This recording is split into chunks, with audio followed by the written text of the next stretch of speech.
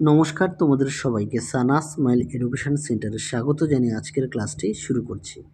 আজকে তোমাদের সঙ্গে আলোচনা করব তোমরা যারা ষষ্ঠ শ্রেণীর দ্বিতীয় পর্যায়ক্রমিক মূল্যায়ন পরীক্ষা দেবে তোমাদের জন্য আজকে নিয়ে চলে এসেছি ভূগোল বিষয়ে সাজেশান। এই সাজেশানের মধ্যে থাকবে তোমাদের গুরুত্বপূর্ণ প্রশ্ন।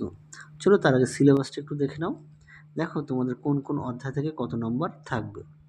জল স্থল বাতাস থেকে 12, বরফে ঢাকা মহাদেশ থেকে 8, আবহাওয়া ও জলবায়ু থেকে 6, ভারতের জলবায়ু থেকে 10, ভারতের মাটি থেকে 6, ভারতের স্বাভাবিক উদ্ভিদ থেকে 4, আর ভারতের অরণ্য ও বন্যপ্রাণ থেকে 4। মোট তোমাদের 50-এ সেকেন্ড ইউনিট টেস্ট পরীক্ষা হবে।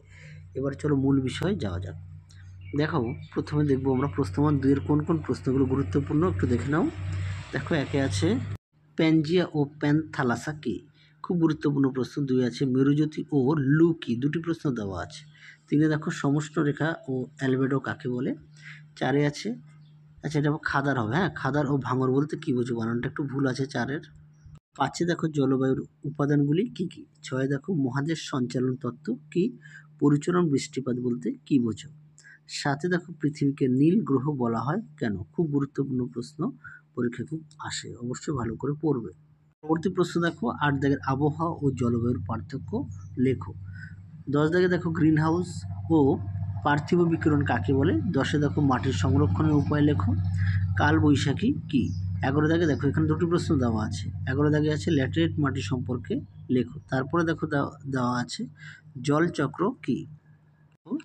12 দাগের পরিযায়ী পাখি ও সুরক্ষিত অরণ্য কাকে বলে? 13 দাগে দেখো জলচক্র ও আন্টার্কটিকার জীবজগৎ সম্পর্কে লেখো। তোমরা অবশ্যই প্রতিটা বিষয়ে পাঠ্য বই খুঁটিয়ে পড়বে, পাঠ্য বইয়ের দিকে অবশ্যই গুরুত্ব দেবে। পরবর্তী দেখো প্রশ্নমান 3-এর কি আছে? একে আছে বিশ্ব উষ্ণায়ন কাকে বলে? পরিবেশের এর প্রভাব লেখো। 2-এ দেখো কি কি কারণে অরণ্য আমাদের বন্ধু? 3-এ আছে অরণ্য সংরক্ষণ বলতে কি বোঝো? 4-এ আছে মৃত্তিকা সংরক্ষণের উপায় লেখো।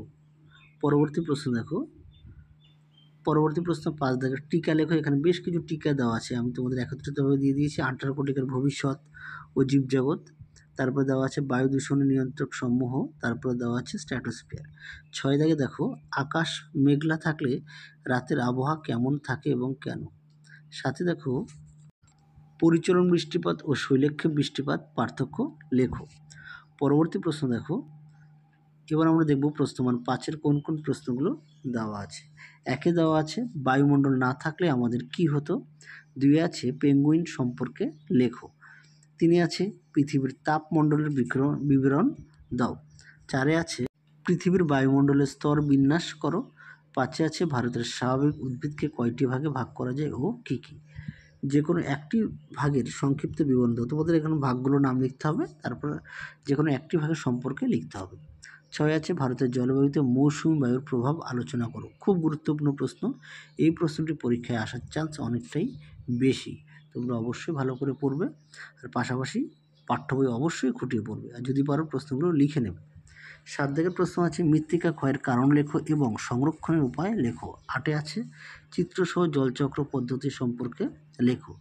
9-এ আছে ওজোন স্তর ক্ষয় হওয়ার কারণ কি? এখানে বানানটা একটু ভুল আছে, স্তর হবে, এর ফলে কি হতে পারে? 10-এ আছে বায়ুমণ্ডল উত্তপ্ত হওয়ার বিভিন্ন পদ্ধতিগুলি সংক্ষেপে লেখো। এই প্রশ্নটিও গুরুত্বপূর্ণ।